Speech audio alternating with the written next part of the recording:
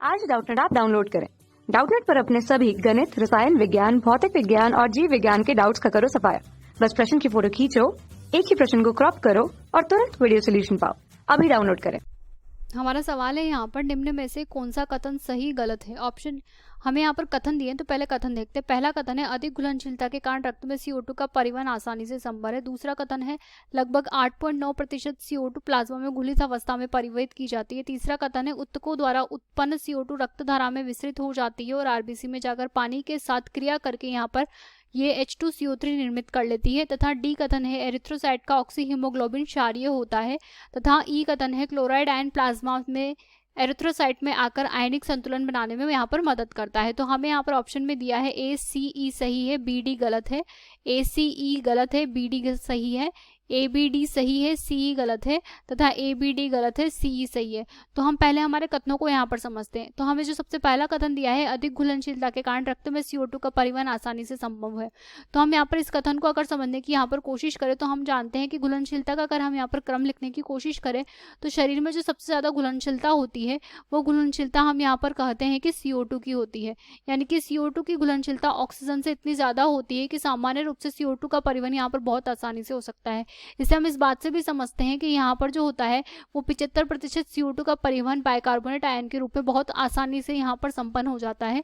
तो यहाँ पर हम लिखेंगे कि CO2 का जो परिवहन होता है यहाँ पर वो CO2 का परिवहन बहुत आसानी से हो जाता है क्योंकि इसकी घुलनशीलता यहाँ पर ऑक्सीजन से ज़्यादा होती है। तो हमारा जो पहला कथन है यहाँ पर ये सही हो जाएगा। हमें अगला कथन दिया है लगभग 8.9% CO2 प्लाज्मा में घुलित अवस्था में परिवहित की जाती है। तो हमारा दूसरा कथन यहाँ पर गलत हो जाएगा क्योंकि सिर्फ 7% CO2 जो होती है यहाँ पर घुलित अवस्था में जाती है। तो हम यहाँ पर लिख सकते हैं कि 7% घुलित अवस्था की होती है यहाँ पर। तो हमारा जो ये कथन है यहाँ पर कि CO2 प्लाज्मा में 8.9% है, तो यहाँ पर ये गलत हो जाएगा। तो हमारा बी यहाँ पर गलत है। इसके बाद हमें सी दिया है उत्तकों द्वारा उत्पन्न CO2 रक्तधारा में विस्तृत हो जाती है और आरबीसी में जाकर पानी के साथ H2CO3 बनाती है। तो हम यहाँ पर कहेंगे कि ये कथन बिल्कुल सही है क्योंकि हमने यहाँ पर कहा है कि 75% यहाँ पर बाइकार्बोनेट के रूप में होती है। तो ये जो बाइकार्बोनेट के रूप में होती है यह यहाँ पर आरबीसी के अंदर प्रवेश कर जाती है। तो हम यहाँ पर कहेंगे जब ये आरबीसी के अंदर प्रवेश करती है तो यहाँ पर जो ये CO2 होती है यहाँ पर जल के साथ अभिक्रिया करके इस प्रकार से बाइकार्बोनेट आयन का निर्माण कर लेती है। तो हम यहाँ कहेंगे कि हमारा जो ये कथन है ये बिल्कुल सही है। इसके बाद हमें डी कथन यहाँ पर दिया है एरिथ्रोसाइट का ऑक्सी हीमोग्लोबिन HbO2 क्षारीय होता है। तो यहाँ पर जो ऑक्सी हीमोग्लोबिन होता है यह हमारा अम्लीय होता है, यह यहाँ पर क्षारीय नहीं होता है। इसकी प्रकृति जो होती है यहाँ पर ये अम्लीय प्रकृति का होता है।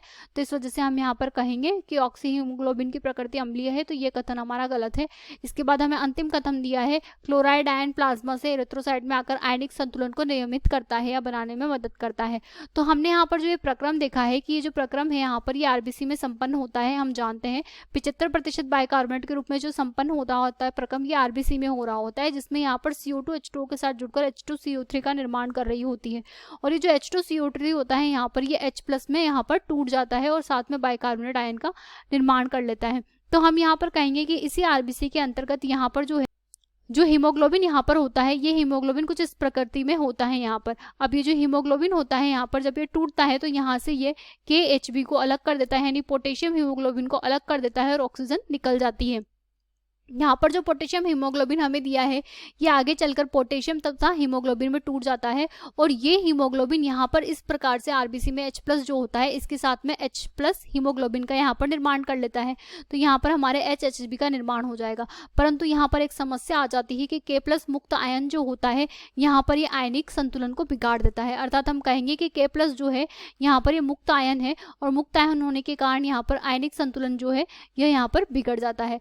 तो इस आयनिक संतुलन को यहाँ पर नियमित करने के लिए क्लोराइड जो होता है वो बाहर पाया जाता है। अर्थात हम कहेंगे कि क्लोराइड जो है यहाँ पर रक्त के प्लाज्मा में होता है जो कि आरबीसी के बाहर होता है। तो ये जो क्लोराइड प्लाज्मा में होता है यह क्लोराइड यहाँ से आरबीसी के अंदर प्रवेश कर जाता है और यह आरबीसी के अंदर जब प्रवेश करता है तो यहाँ पर ये K+ के साथ जुड़ करके यहाँ पर KCl का निर्माण कर लेता है। तो हम यहाँ पर कहेंगे कि जो क्लोराइड आयन है इसने आयनिक संतुलन को यहाँ पर नियमित किया है। तो हमारा कथन है कि क्लोराइड आयन प्लाज्मा में एरिथ्रोसाइट में आकर यानी कि आरबीसी में आकर आयनिक संतुलन को बनाने में मदद करता है। तो हमारा ये कथन भी यहाँ पर सही होगा। अब हम हमारे ऑप्शंस में चलते हैं। तो हमारा पहला ऑप्शन है ACE सही है। तो ACE सही है तथा बी व डी गलत है। तो हमारा फर्स्ट ऑप्शन यहाँ पर करेक्ट ऑप्शन होगा, तो इसका आंसर होगा ऑप्शन ए। बाकी हम देख लेते हैं, ए सी ई गलत है तो यहाँ पर ए सी सही है, तो ये हमारा गलत हो जाएगा।